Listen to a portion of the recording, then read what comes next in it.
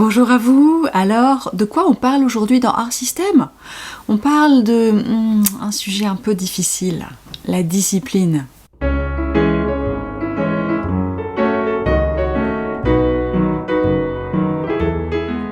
Bonjour et bienvenue dans Art System, je suis Gwenaëlle, peintre et formatrice et je me propose de vous aider à réveiller votre créativité. Je vous rappelle que les portes des âmes créatives sont ouvertes. Les âmes créatives, c'est une communauté d'artistes qui ont envie d'apprendre ensemble, de partager, d'échanger, d'apprendre de nouvelles techniques, de s'essayer à plein de choses. Et donc, si vous avez envie de nous rejoindre, eh bien, je vous invite à regarder dans la description de cette vidéo et à cliquer sur le lien correspondant. Alors aujourd'hui, on va donc parler de discipline. Et évidemment, c'est un sujet qui, pour ma génération, et je pense toutes les générations qui m'ont précédé, est un peu délicat parce que on a connu une certaine forme de discipline qui pouvait parfois être même assez douloureuse, puisque en effet, pendant longtemps, la discipline, eh bien, ça a consisté à faire en sorte que d'éduquer les enfants de manière à obtenir qu'ils se comportent comme on attendait d'eux qu'ils le fassent, et c'était une manière de les rendre conformes. Donc c'était souvent, la discipline était souvent associée à des châtiments, à des punitions, à des choses vraiment peu agréables, que ce soit pour l'esprit ou pour le corps. Et donc aborder ce sujet, ça peut réveiller des choses enfouies, des choses assez désagréables. Mais rassurez-vous, on ne va pas parler de la discipline comme quelque chose de désagréable, on va essayer d'envisager un petit peu les choses d'une manière plus bénéfique et plus agréable pour soi. Alors, pourquoi j'ai choisi de vous parler aujourd'hui de la discipline? Eh bien, c'est parti de mon cas personnel, tout simplement.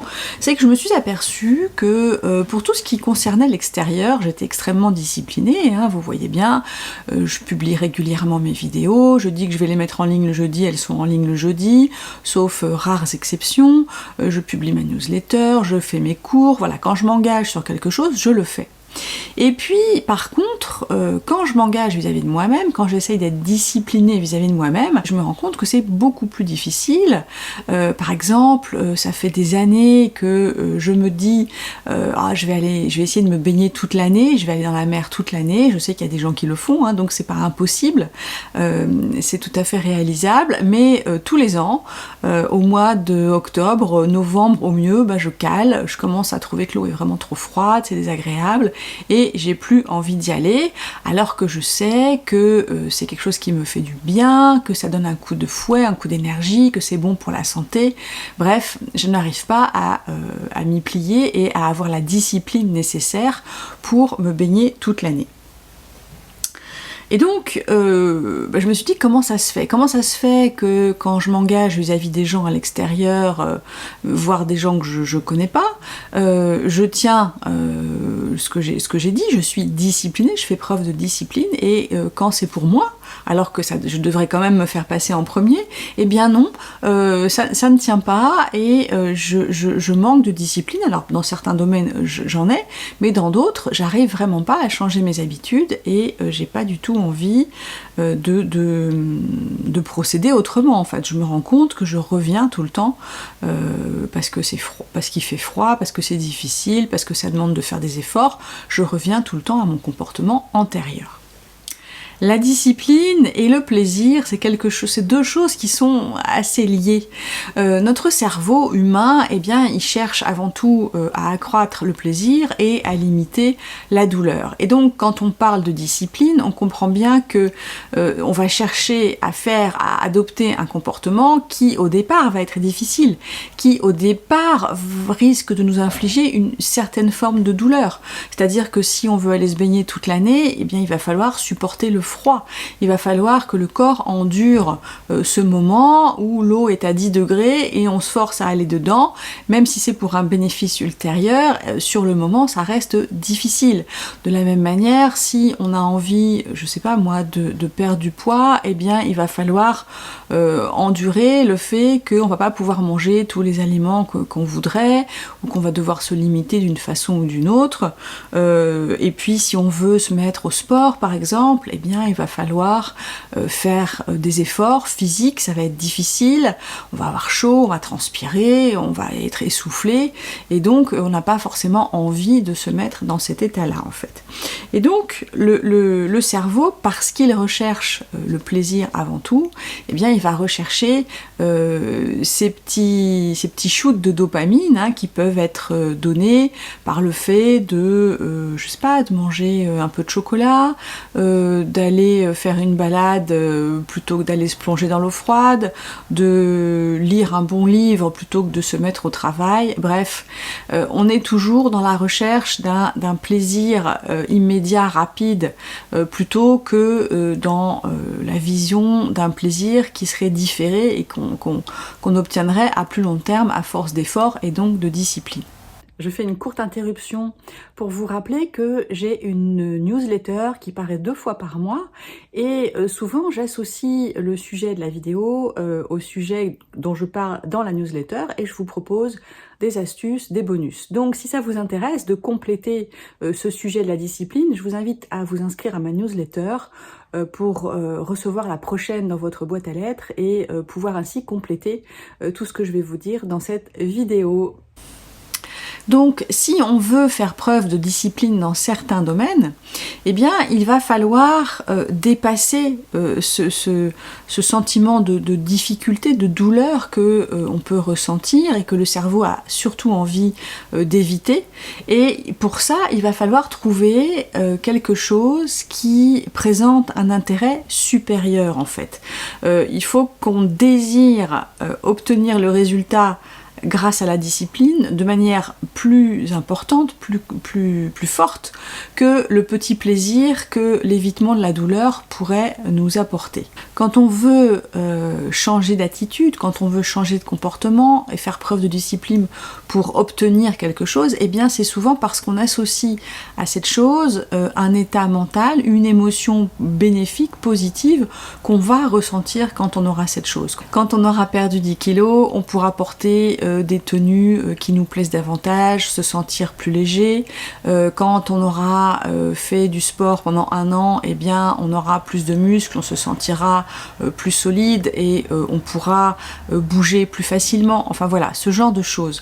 Donc ce qui va nous motiver, c'est de penser aux bénéfices qu'on va retirer de cet effort qu'on va fournir et à l'émotion dans laquelle ça va nous plonger. Si on a envie de réaliser une exposition de peinture, par exemple, on va se projeter, on va se dire « Ah bah, je me sentirai reconnue, je serai heureuse, je vais rencontrer plein de gens, ce sera excitant, enthousiasmant. » Et donc, on pense à ce bénéfice qu'on va obtenir si on fait preuve de discipline, et donc ça va être plus facile de consacrer peut-être 2 heures par jour à faire avancer toutes les peintures qu'on a envie d'exposer à cette occasion-là, par exemple. Alors, comment faire si on n'arrive pas à faire preuve de discipline?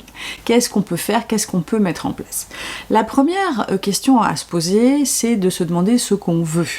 Ce qu'on veut vraiment, pas des choses qui nous sont proposées par l'extérieur, mais des choses qui viennent de nous parce qu'on en a vraiment envie. Il faut avoir envie, par exemple, de mettre en place une exposition pour soi, pour ce que ça va nous apporter à nous, et non pas parce que notre entourage attend de nous qu'on le fasse, parce que c'est dans la suite logique des choses, et que dans la société, si on n'expose pas, eh ben on n'est pas vraiment un artiste, si on publie pas un livre, eh ben on n'est pas vraiment un écrivain. Donc il faut bien faire attention que les désirs désir et l'intérêt supérieur qui va nous motiver viennent bien de nous, parce que si ça vient de l'extérieur, ça va être beaucoup plus difficile. Ça marchait quand on était petit et que les parents nous éduquaient à coups de punitions, de claques, de martinets, de je ne sais quoi, parce que on voulait pour le coup vraiment éviter la douleur, mais aujourd'hui on est adulte et on va pas se traiter comme ça, donc il faut vraiment trouver une envie, quelque chose qui nous motive et qui soit vraiment intrinsèque, pas quelque chose qui vienne de l'extérieur. Donc déjà se demander qu'est-ce que je veux. Je veux par exemple apprendre à maîtriser l'aquarelle, j'ai envie de participer à une exposition collective, je veux avoir par exemple une de mes peintures présentée dans un magazine de déco par exemple, je sais pas, voilà ce qu'on peut imaginer. Et donc par rapport à tous ces désirs, on va se demander, est-ce que je suis prête à changer ? Si je veux tout ça, il va falloir peut-être procéder différemment, parce que jusqu'à maintenant, je consacrais en gros une demi-heure par semaine à ma peinture, et si je veux obtenir tout ça, ça va pas marcher. Donc est-ce que je suis prête à changer ? Et là, on a le choix, hein, personne nous oblige. Soit on a envie de changer, soit on n'a pas envie de changer. Et si on dit non, on se dit, non, j'ai pas envie de changer pour le moment. Mais pourtant j'ai quand même envie de faire ça. Alors est-ce que la question à se poser ensuite, c'est est-ce que tu aimerais vouloir changer ? Est-ce que tu aimerais être capable de vouloir changer ? Et c'est là qu'il faut faire attention que nos motivations soient bien internes et pas externes. Donc si on répond non à la question est-ce que je veux changer, la question suivante c'est est-ce que tu aimerais vouloir changer ? Et donc là, si on se dit oui, c'est que le désir de changer est présent, mais qu'on a des freins intérieurs, des choses qui nous font croire qu'on ne peut pas y arriver, que ça ne peut pas marcher, que ça va être trop difficile. Donc dans ces cas-là, il faut vraiment procéder avec beaucoup de douceur et beaucoup de bienveillance. Et si par exemple on se dit j'ai envie de maîtriser l'aquarelle, on sait très bien que ça va prendre du temps, quelle est la chose la plus simple, la plus facile à mettre en œuvre, que je peux faire à partir de maintenant tout de suite, qui va m'aider à aller vers ça.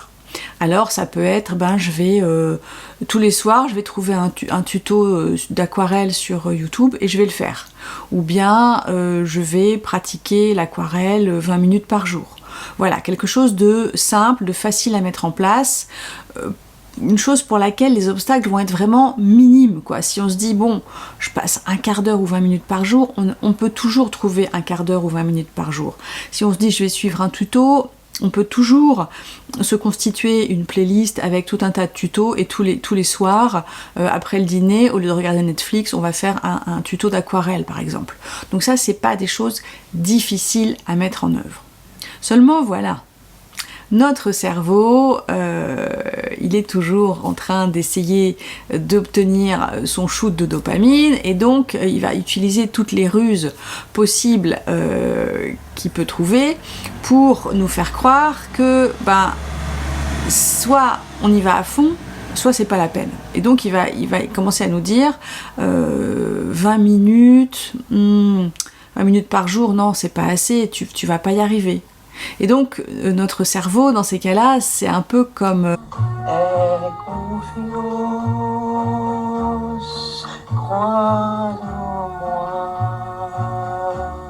c'est un peu comme le serpent K dans le livre de la jungle. Notre cerveau a envie de nous convaincre que c'est pas la peine de faire ce petit effort, que pour finir, ça va pas changer grand-chose et qu'on n'a qu'à revenir à nos bonnes vieilles habitudes, qui sont plutôt des mauvaises habitudes, et on sera bien plus heureux.